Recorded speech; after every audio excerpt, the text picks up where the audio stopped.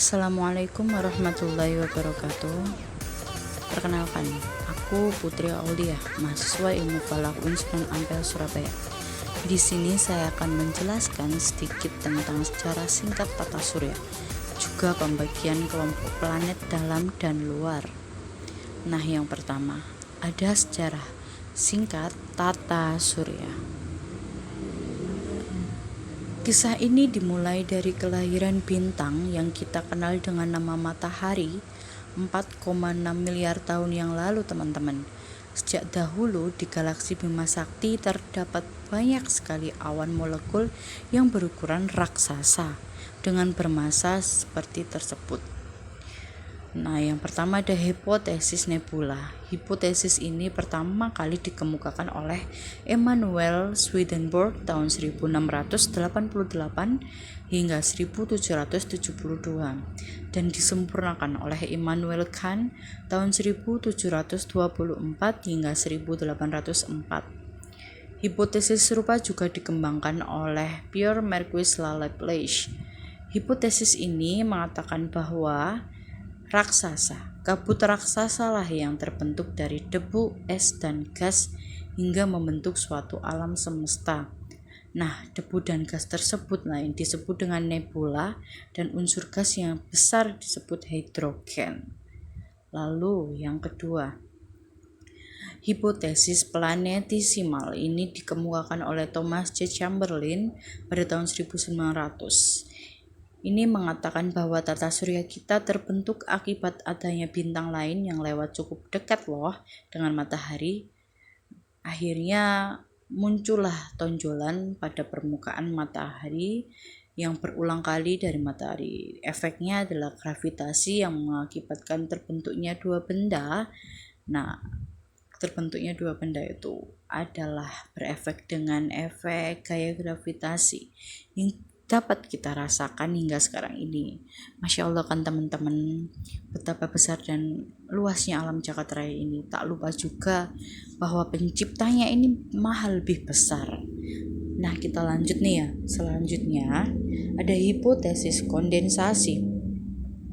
Hipotesis kondensasi mulanya dikemukakan oleh astronom Belanda yang bernama G.P. Kuiper tahun 1905 hingga 73. Pada tahun 1950, hipotesis ini mengatakan bahwa tata surya terbentuk dari bola kabut raksasa yang berputar dengan cakram raksasa.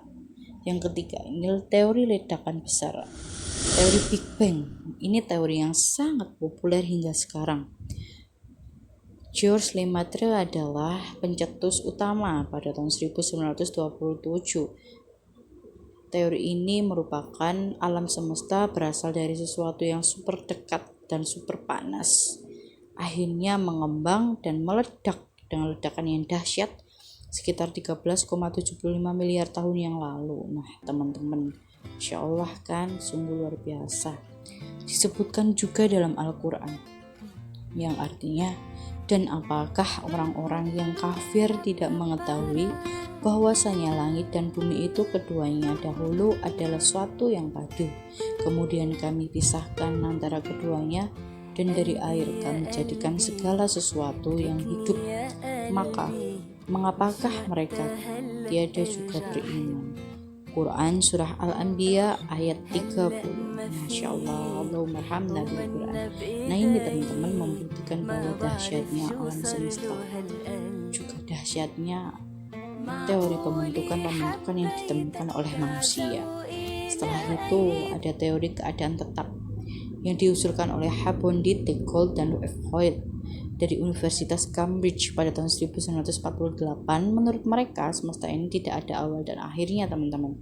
Alam semesta selalu terlihat sama seperti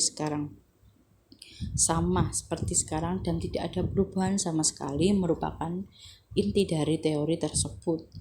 Teori ini tetap bahwa mereka menganggap alam semesta ini sama dari dahulu hingga sekarang. Selanjutnya adalah planet dalam dan planet luar.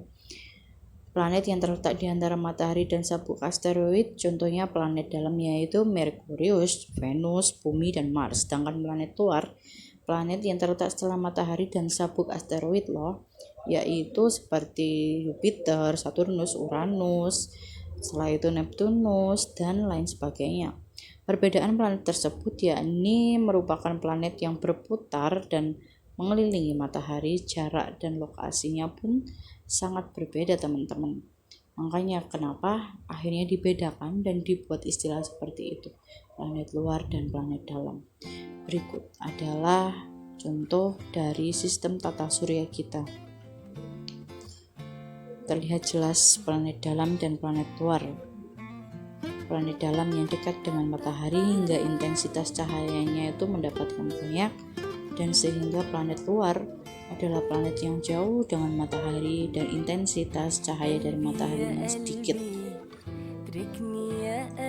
Itu menandakan bahwa kehidupan planet di planet luar, tentang adanya suatu kehidupan makhluk hidup sangat kecil dan hampir tidak mungkin karena adanya tidak ada sumber kehidupan yang dapat menghidupkan. Sekian dari saya. Wassalamualaikum warahmatullahi wabarakatuh.